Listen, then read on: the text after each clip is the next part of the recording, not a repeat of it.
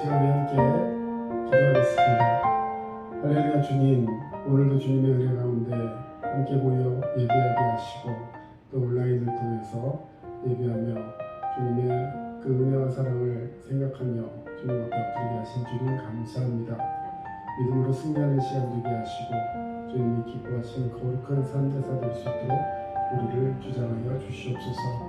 늘 감사드리며 예수님의 귀하신 이름으로 기도합니다. 아멘. 이 시간 함께 찬양하겠습니다. 우리의 생명은 예수 그리스도이신 줄로 믿습니다. 생명 주께 있네 찬양하겠습니다.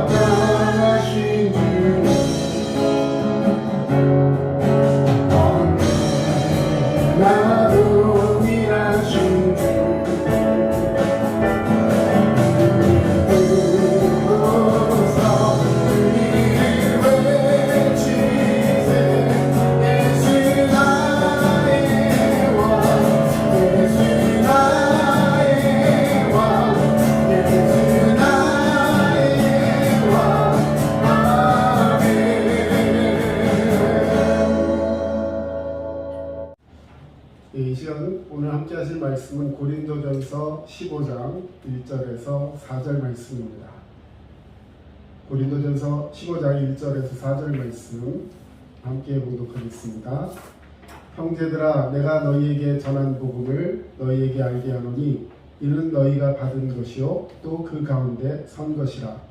너희가 만일 내가 전한 그 말을 굳게 지키고 헛되이 믿지 아니하였으면 그로 말미암아 구원을 받으리라.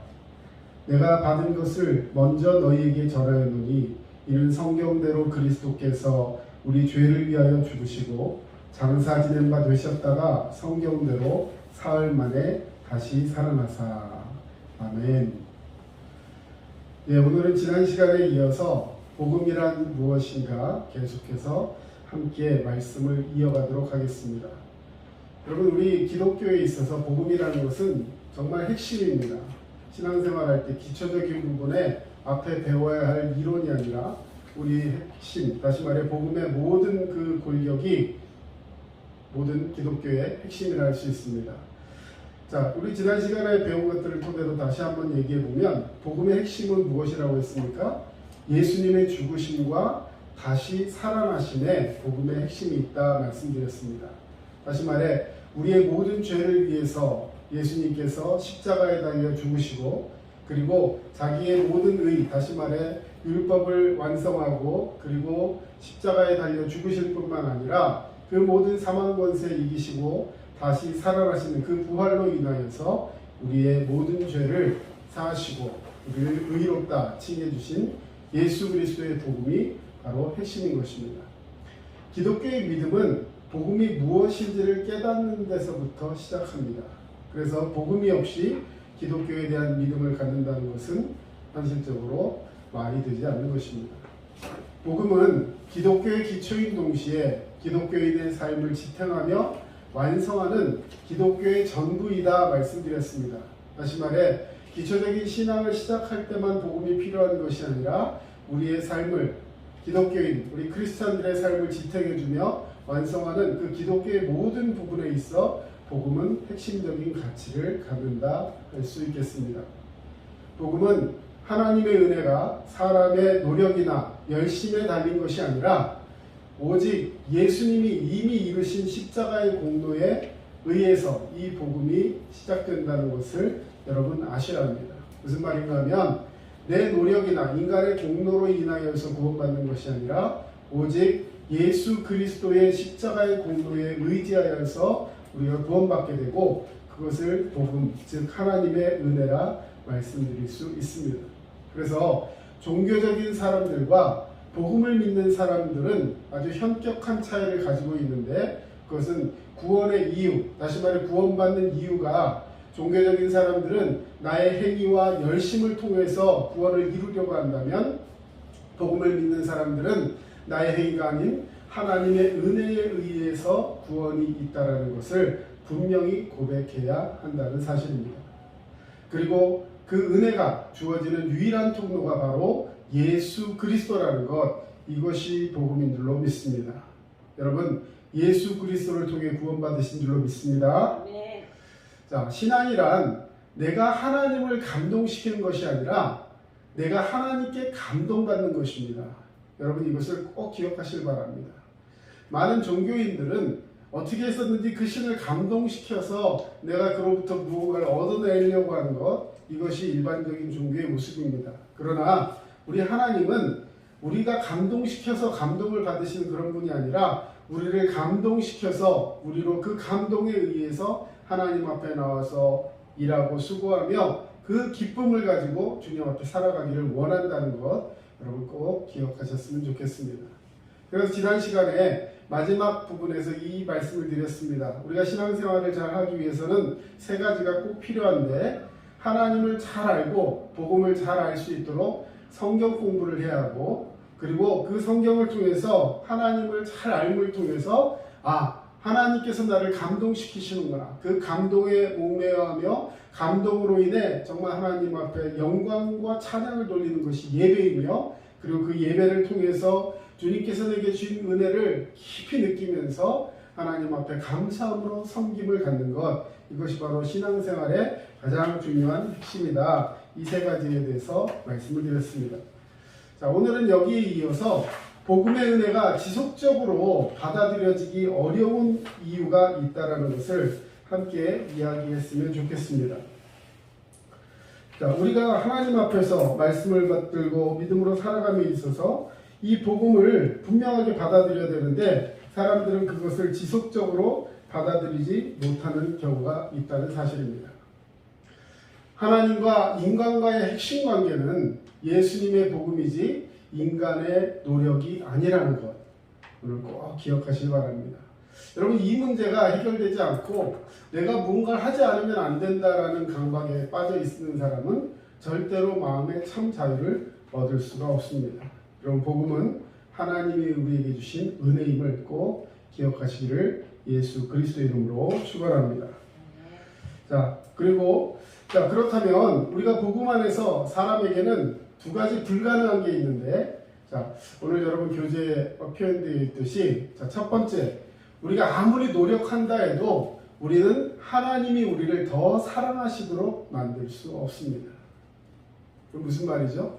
내가 하나님이 저를 좀 더 사랑해 줬으면 좋겠어요, 이런 마음을 가지고 뭔가 열심히 노력해서 하나님을 더 감동시키겠다라고 하는 것, 이것이 바로 오해요, 일어날 수 없는 일이라는 사실입니다. 여러분, 하나님이 여러분을 더 사랑하실 수 있도록 만들 수 있습니까? 아니라는 거예요. 왜요? 하나님은 우리를 완전하게 사랑하신다는 것을 꼭 기억하시기 바랍니다. 우리는 어떻습니까? 우리 부모가 예를 들어서 자식이 여러 명 있으면 우리 엄마는, 우리 아빠는 나보다 우리 언니를 더 사랑하는 것 같아.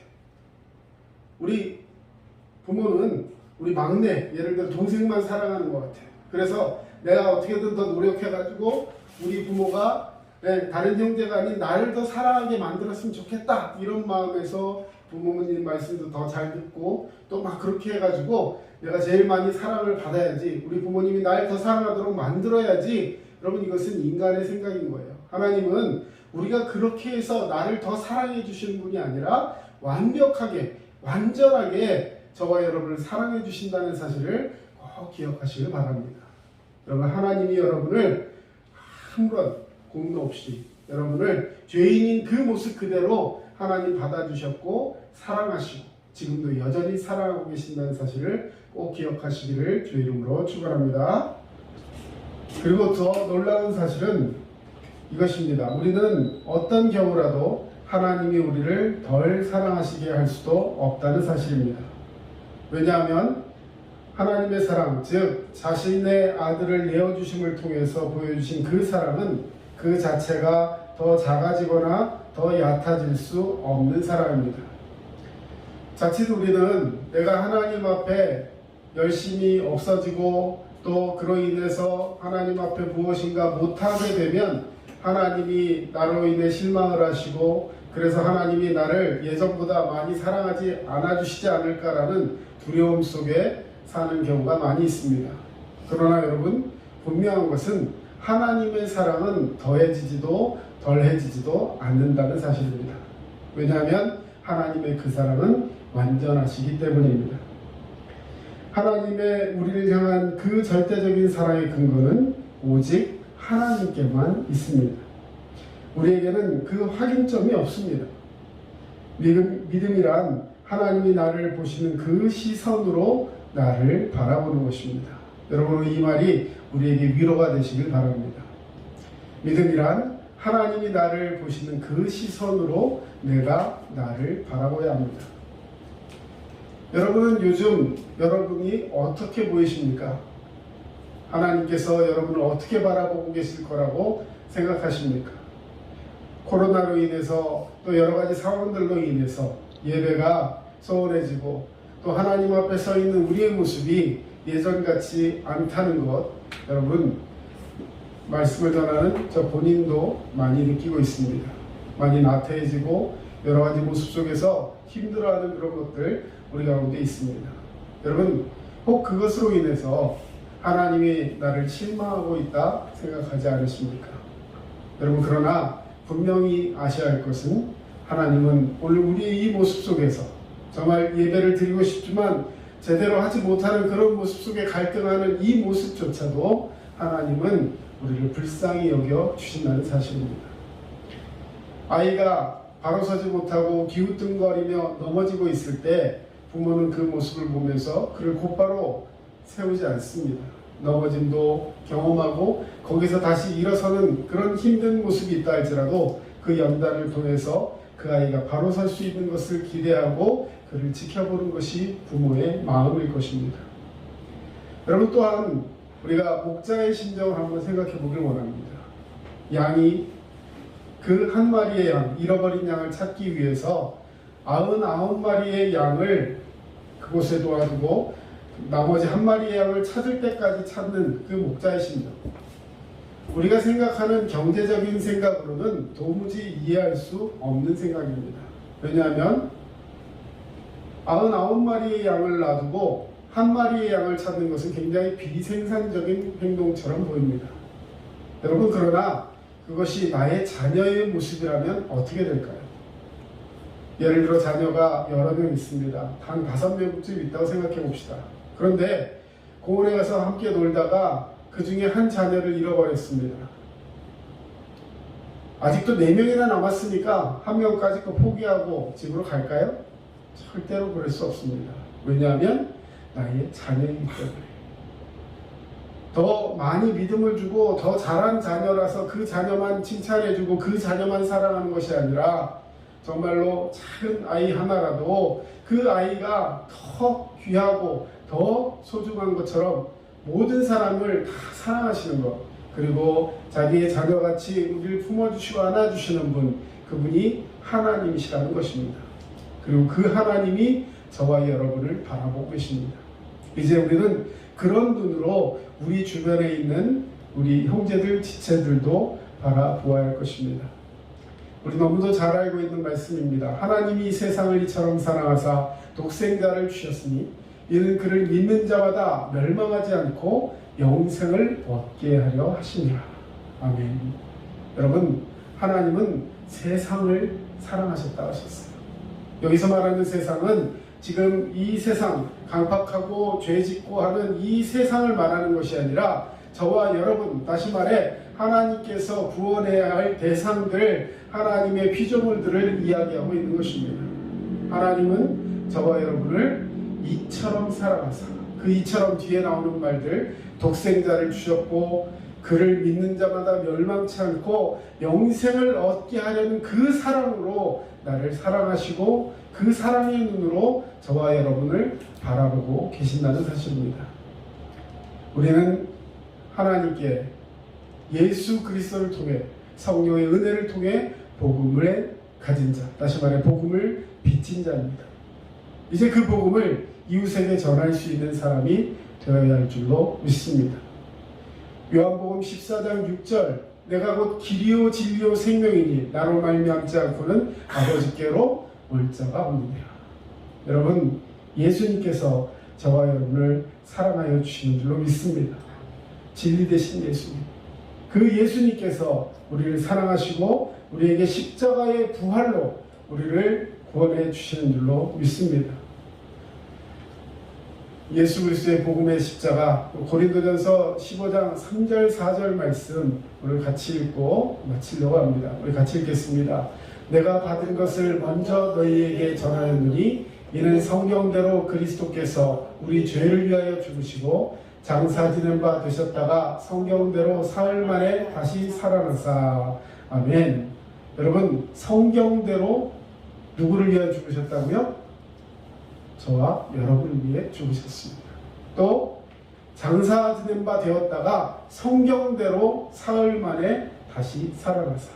여러분, 성경, 진리의 말씀, 약속의 말씀에 이미 기록된 대로 우리를 위해 죽으시고 장사 지낸 바 되었다가 부활하신 하나님의 아들 예수 그리스도, 이것이 무엇입니까? 복음입니다.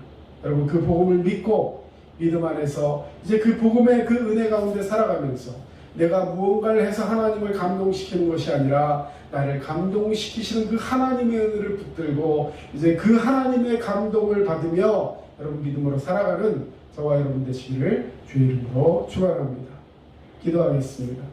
사랑의 주님, 감사합니다. 주님의 은혜와 사랑으로 우리를 붙들어 주시고 믿음으로 깨어 기도하기를 원하시는 주님, 우리에게 복음을 주시고 그 복음을 통해서 살게 하시는 주님, 감사합니다.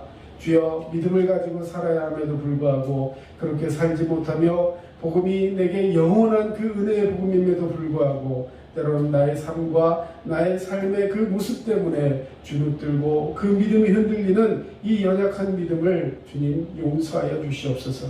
하나님 말씀만 붙들고 살아가게 하시고 복음이 나의 삶의 가장 그 중심에서 나를 살리는 그 믿음의 역사의 은혜가 우리 가운데 체험될 수 있도록 주님 도와주시옵소서.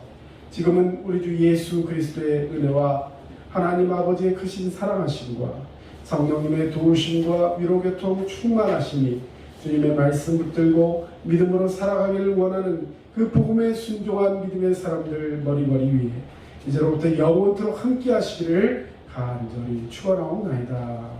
아멘.